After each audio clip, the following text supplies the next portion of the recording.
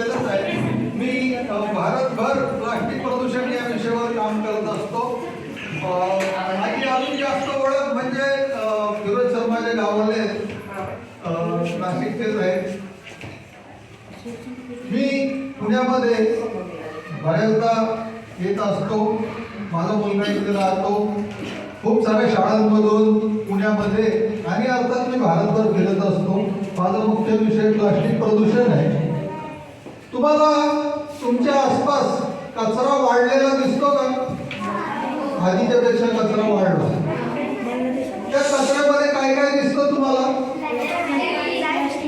Plastic खूप मोठ्या प्रमाणात कचऱ्यामध्ये आहे. बरं, तुम्ही नुसतं प्लास्टिक म्हणणार तर त्याच्यामध्ये नेमकं काय असतं? नेमकं कॅरी बॅग, रॅपर, अजून बाटल्या, या ज्या सगळ्या वस्तू आहेत या काय आहेत? सिंगल यूज प्लास्टिक आहे. बरोबर? म्हणजे आपल्या आसपास जो कचरा दिसतो त्याच्यामध्ये सिंगल यूज प्लास्टिक फार मोठ्या प्रमाणावर आहे. बरं, ह्या वाढत्या कचऱ्याचे जे ढिगारे आहेत त्याचा दुष्परिणाम माहित आहे तुम्हाला? काय काय दुष्परिणाम होतो? दुष्परिणाम होतो की नाही होत? नुकसान होतं की नाही होत? काय होतं? काय नुकसान होतं? काय दुष्परिणाम होतो? तुम्हाला काय वाटतं ते सांगा.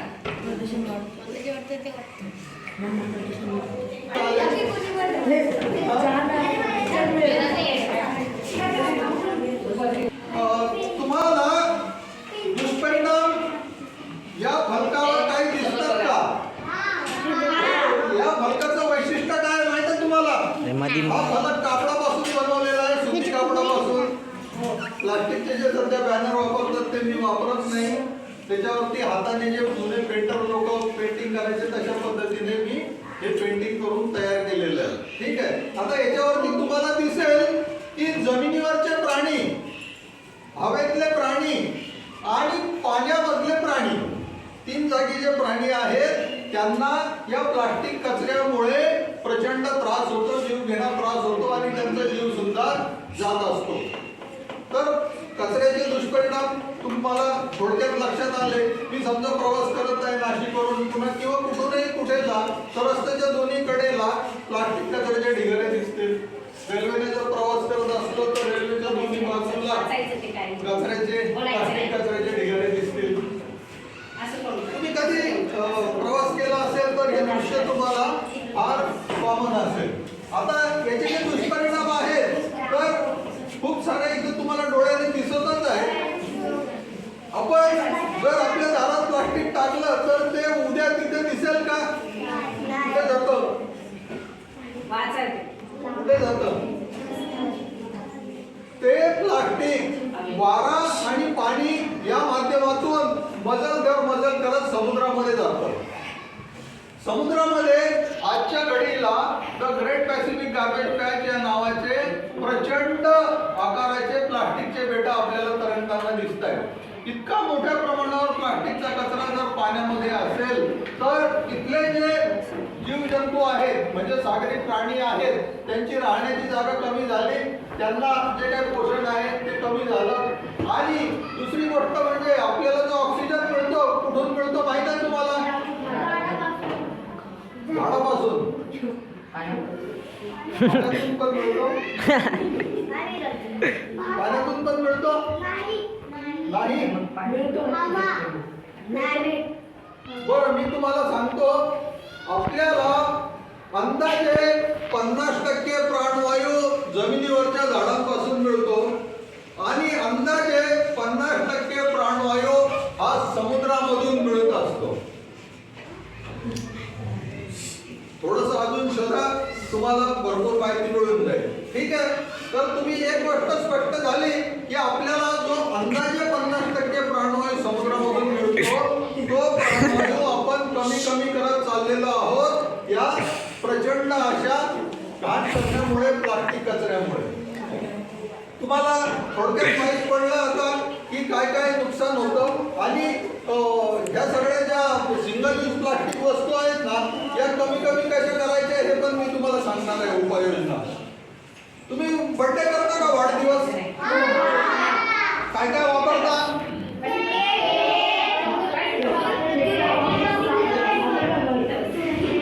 भिंतीवर काय लावता का? Happy birthday. खाण्यासाठी वापरतो आपण, सेवन करतो. बाकी जवळपास 90% वस्तू या कचऱ्यामध्ये जात असतात. तर उद्या तुम्हाला जर बर्थडे साजरा करायचा असेल तर तुम्ही अशा प्रकारे विचार करू शकाल की आपण कचरा कमीत कमी कसा करता येईल. ठीक आहे. आता तुम्हाला नुकसान समजली, प्रॉब्लेम अडचण समजली, समस्या समजली. आता याच्यावरती आपल्याला उपाययोजना करायची आहे. उपाययोजना करण्यासाठी आपण बाळा ठेवून देते इकडे आणि दुसरे दोन मुली या. मुलींच्या डोक्यावरती उपाययोजना करण्याचा बोजा टाकणार नाहीये मी.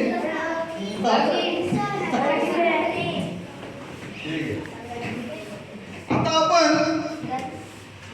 समस्या आपल्याला समजलेली आहे, उपाययोजना करणार आहोत.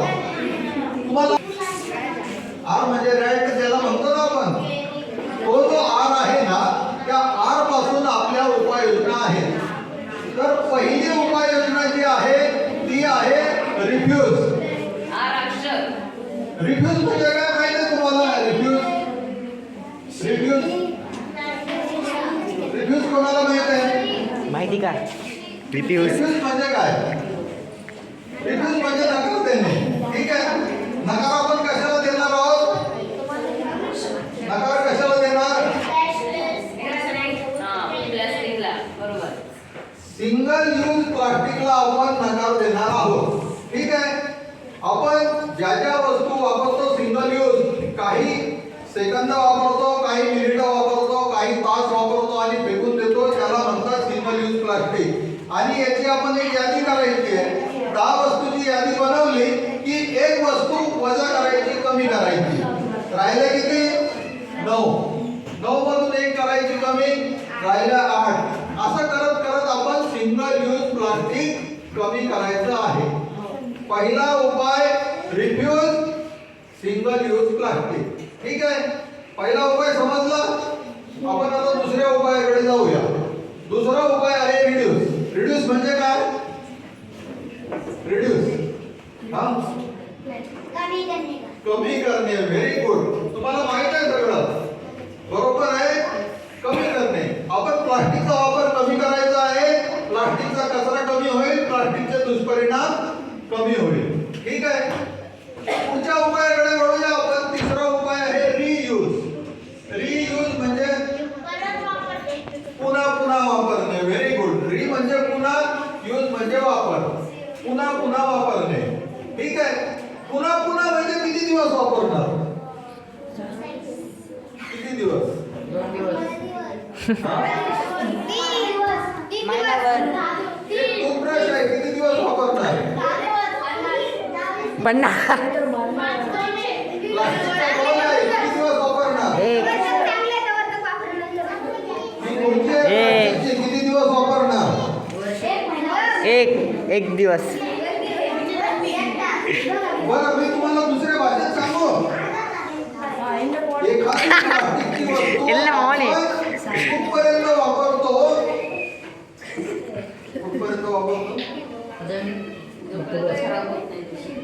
Very good. अगदी परफेक्ट. आपल्याकडे वापरात असलेली प्लास्टिकची वस्तू आपण ती खराब होईपर्यंत वापरतो.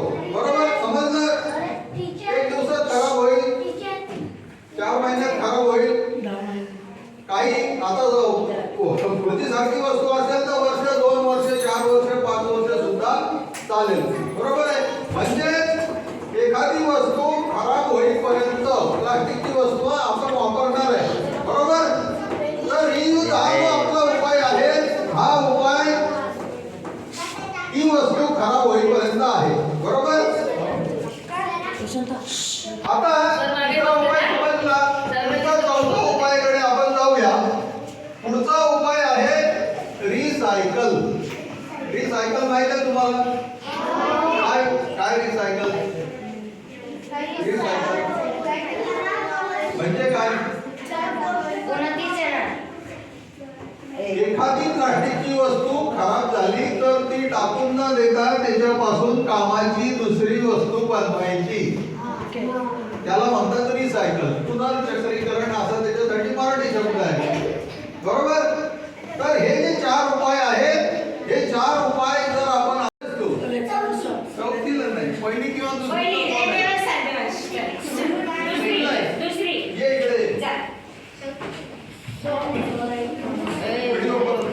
चालू आहे.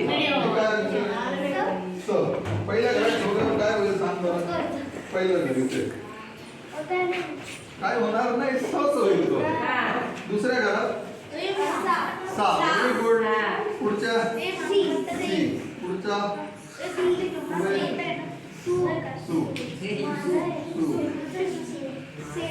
Very good.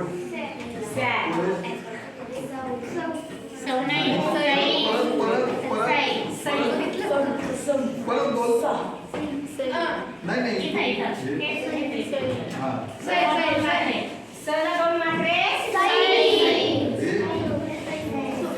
Very good. हे सॉ आहे. सीसॉ म्हटलं बॉल मधला जो मात्रा आहे ना ती आहे.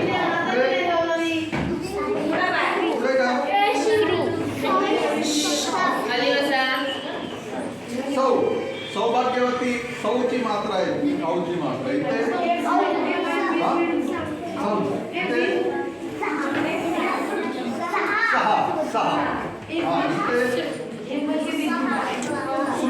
सृष्टी शब्द आहे ना, त्याच्यामध्ये जी मात्रा आहे ना, वशीची मात्रा असते, ती मात्रा येते आहे सृष्टीची मात्रा. आणि ही वस्तू मी तुम्हाला देऊन जाणार आहे, ठीक आहे? असतात घड्याळ, तरी सुद्धा माझ्याकडून विशेष अशी ही भेट आहे. याच्यामध्ये तुम्हाला वेळ शिकण्यासाठी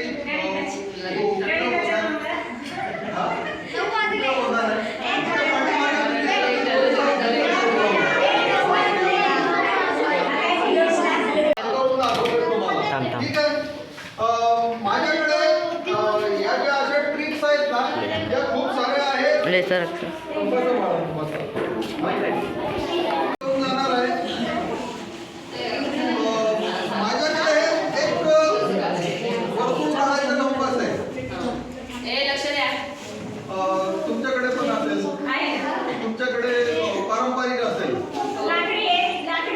लाकडी पण ते असं आपल्या पेटीत असतं तसं बाजूला खडू असं तारेने बांधतात. बरं, माझ्याकडे हे जे कंपास आहे हे वेगळं आहे. याच्यामध्ये इथे खडू बसणार आहे. तुम्हाला याच्यावरती सगळं खडू दाखवून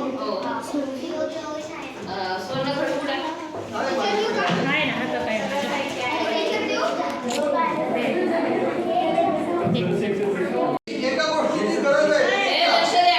त्रिज्या या पेटीवरती त्रिज्येचं मार्किंग केलेलं आहे. समजा आपण 30 सेंटीमीटर त्रिज्येचं वर्तुळ काढणार आहे, तर आपण हा जो खिळा आहे आपला हा 30 सेंटीमीटर वरती सेट करणार आहे, ठीक आहे? इथे एक वॉशर लावला, इथे एक नट लावला.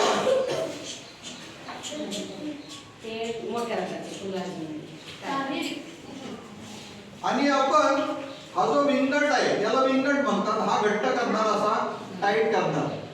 आता तो हलणार नाही, 30 वरती तो सेट झालेला आहे, ठीक आहे? हे जे छिद्र आहे या ठिकाणी आपण खडू लावणार आहे.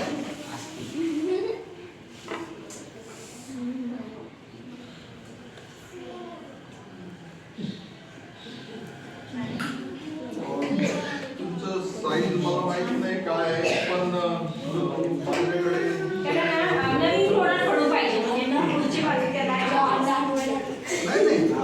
हे खडू आहे बरोबर, पण काय तर किंचित फरक असू शकतो. किंचित फरक असू शकतो.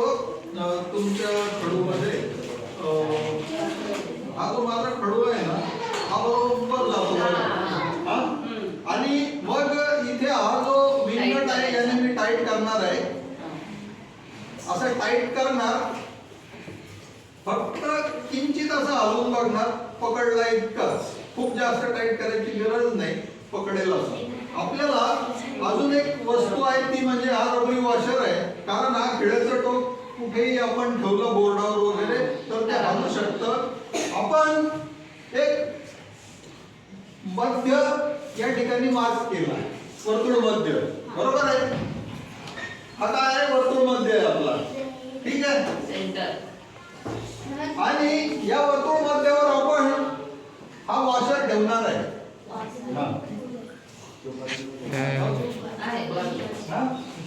आणि इथे आपण हा जो खिळा आहे ना याचा टोक इथे ठेवू आणि गोल काढायचं, गोल सर्कल.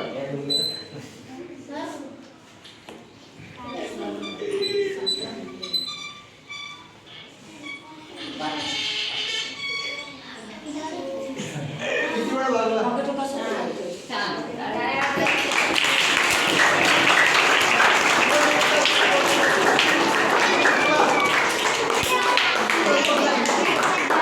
ए बस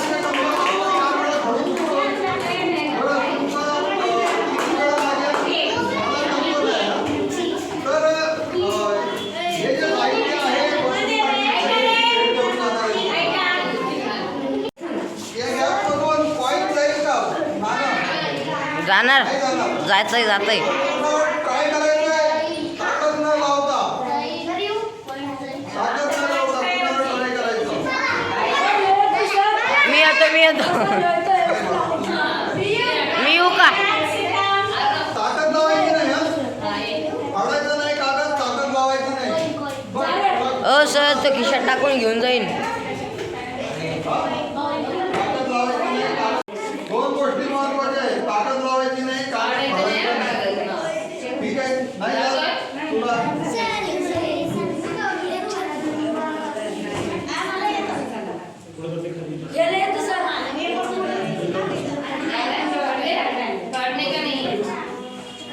त्याला मराठी नाही येत. ए वेरी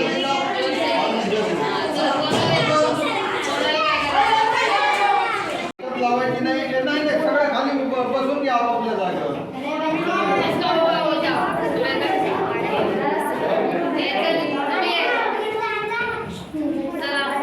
थांब की ए सरक ना बीच में से, वीडियो में आ रहा ना. बऱ्याच ठीक आहे, त्याच्यासाठी आपल्याला बसून घ्या व्हिडिओ काढतो थांबा, बघायचं तुला मस्त वाटतं. रेडी केल्याच्यानंतर ए काळी तू काही एवढी सुंदरी का?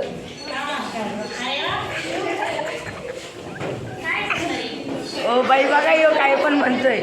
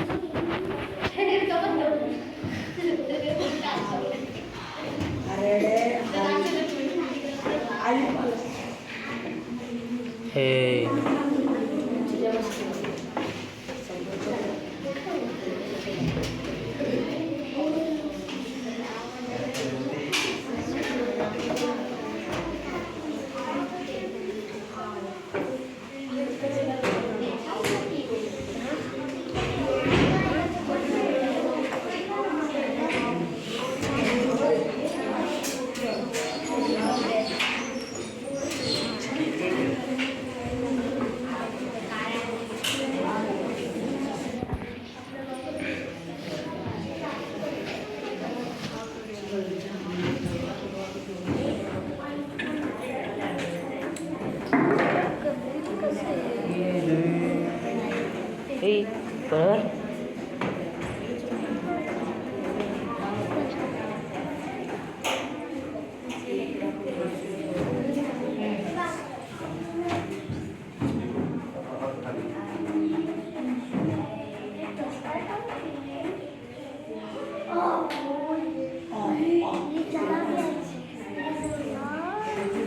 हो सर तुम्हाला नाही भेटत ना.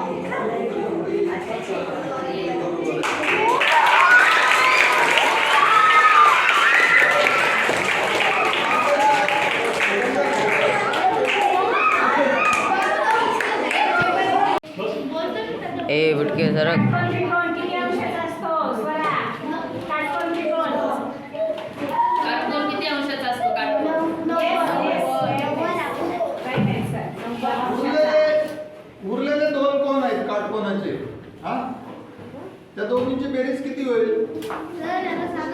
शर्वरी सांगायचंय. उरलेले 2 कोण? तिन्हीची बेरीज किती असते?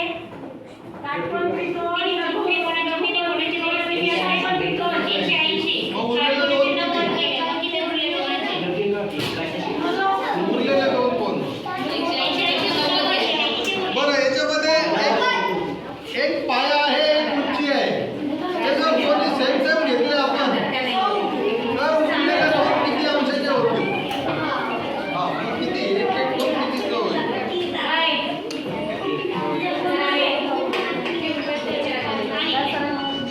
दाखव ना मला. आपलं विश्व आणि हे इथे विश्व लावायचं. काढण्याची आहे. याच्यामध्ये तुम्ही एकदम बोलायचं आहे. एकदम बोला. ते अँगल बरोबर. 45 हे धरतो. आहे 40च्या पुढे आहे ना? चाळीच्या पुढे ना मोजकी इकडे ठीक आहे 45. तर हे जे काटकोन त्रिकोणाचं मॉडेल आहे हे ॲक्युरेट मॉडेल आहे. तुम्ही पाया मोजू शकता, उंची मोजू शकता आणि कोन जो आहे तो सुद्धा याच्यामध्ये मोजू शकता. हे साहित्य पण मी तुम्हाला देऊन जाणार आहे. बरंचसं साहित्य आहे माझ्याकडे.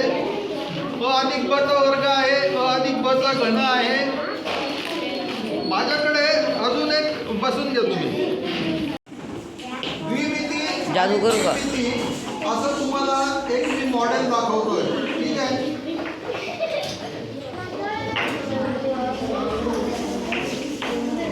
तू बसली. मी बोललो श्रावणी कुठे गेली? आठवीची कोणच नाही दिसत. त्याच्यामध्ये काय दिसतं तुम्हाला?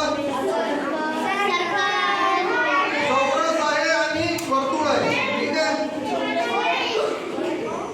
याच्यामध्ये तुम्हाला काय दिसतोय? त्रिकोण दिसतोय. आता चौरस जो आहे त्याचा त्रिमिती आकार काय आहे? चौरसाचा त्रिमिती आकार. चौरसाचा त्रिमिती आकार हा आहे. क्यूब. ठीक आहे. हा क्यूब इथे गेला. ठीक आहे. हा वर्तुळ आहे. वर्तुळाचा त्रिमिती आकार काय आहे? बोल. वर्तुळाचा त्रिमिती आकार सिलेंडर, दंडगोल. ठीक आहे. हा दंडगोल आहे. हा? आणि पुढे काय राहिला? त्रिकोण. त्रिकोणाचा त्रिमिती आकार काय आहे? त्रिकोणाचा त्रिमिती आकार प्रिझम. हा बघा प्रिझम. ठीक आहे. बरोबर. हे तिन्ही आकार तुम्ही बघितले. आता या तिन्ही आकारातून प्रत्येक आकारातून जाणारा, कारण हे आकार आहेत ना हे एक दुसऱ्यामध्ये जाणार नाहीये.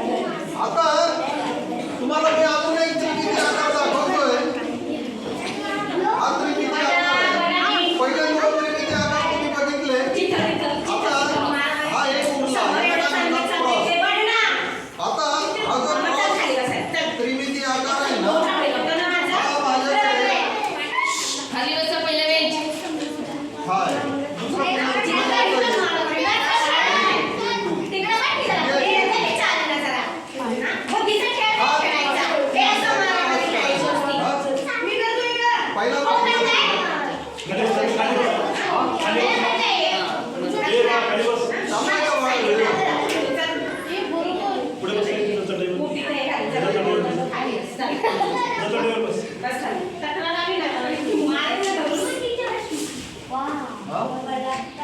नो नाही परत ट्राय कर येस बरोबर तर हे होतं माझ्याकडे खूप सारे खेळ आहेत आणि शैक्षणिक साहित्य पण आहे तुम्हाला शॉर्टकट तरी पण माहित असेल अधिक ब वर्ग बरोबर क वर्ग ठीक आहे त्याच्यामध्ये आता तुम्हाला ब वर्ग आणि ब वर्ग भरलेले दिसतंय ठीक आहे हे जर तुम्ही असं उलट केलं तर हे तुम्हाला थोडंसं आपण पिठाचा डबा हलवतो ना तसं हलवायचं आहे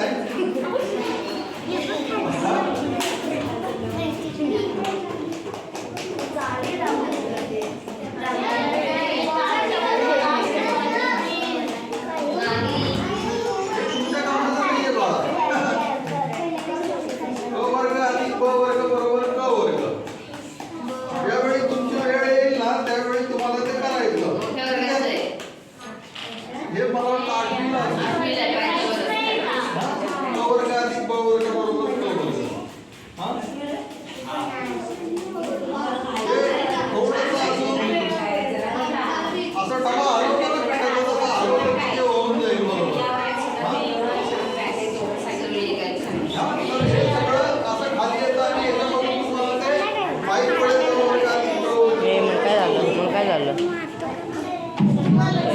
उचलून आपतो का तुला याच्यामधून तुम्हाला ब अधिक ब चं घन माहीत पडेल आणि याचे जे कानाचं तुकडे आहेत कुठे ते दिलं ते सुद्धा कानाचं? येऊन जाणार आहे तुम्हाला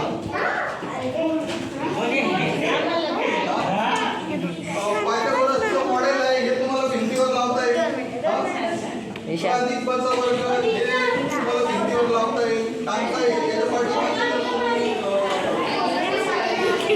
काय ना मला हात लय मोठं आहे मी घाबरलो की कोण लावलं म्हणून मला हे ठोकळे मी लावतो तुम्हाला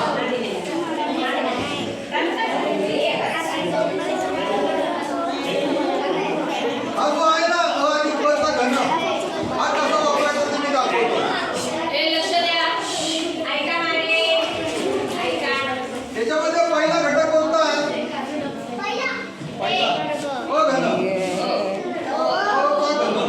ओके हा जो लहान आहे ना हा अ चा घन आहे ठीक आहे त्याच्यानंतर पुढचा घटक कोणता आहे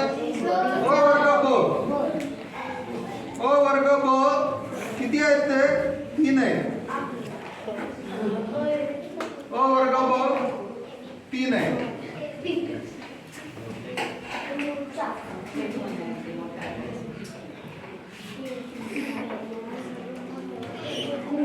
त्याच्यानंतर पुढचा अ ब वर्ग हा अ ब वर्ग हे बुटके हे किती आहे बरोबर हात 3 आहे दुखायला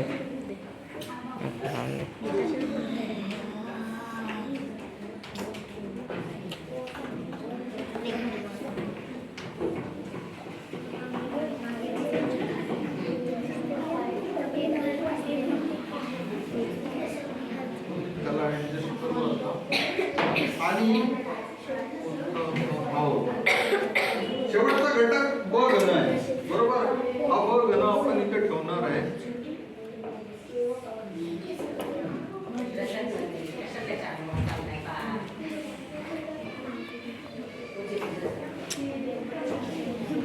ते तुला मारत नाही बरं का मी काय हा? आता बघा मला बरोबर हा आधी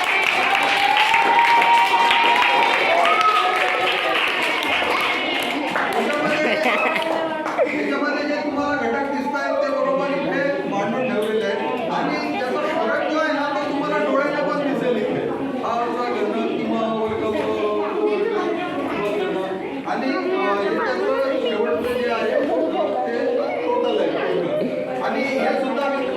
वहिनीला पण मारो. खुशी ए खुशी कोण आहे? खुशी कोण आहे? खुशी कोण आहे ती? अजून कुठे यायचं होतं ये. त्याच्यामधून ससा बनवता येईल का ससा?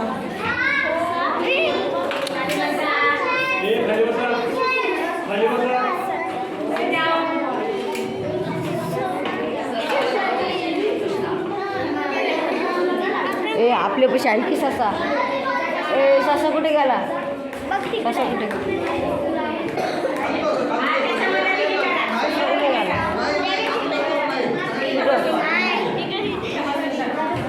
अहो तिकडं ससा आहे. खाली दिसत नाही का तिथं वाचलाय? तो का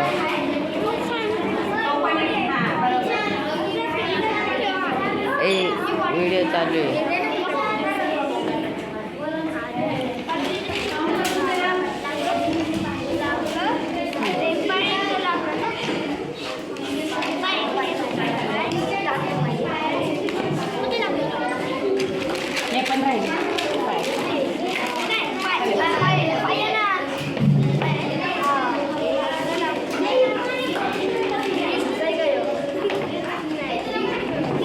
बरोबर तिथंच आहे तिथंच आहे.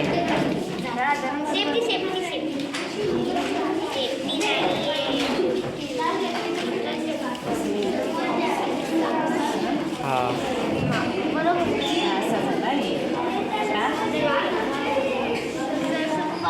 नाही चुकीचं चुकीचं.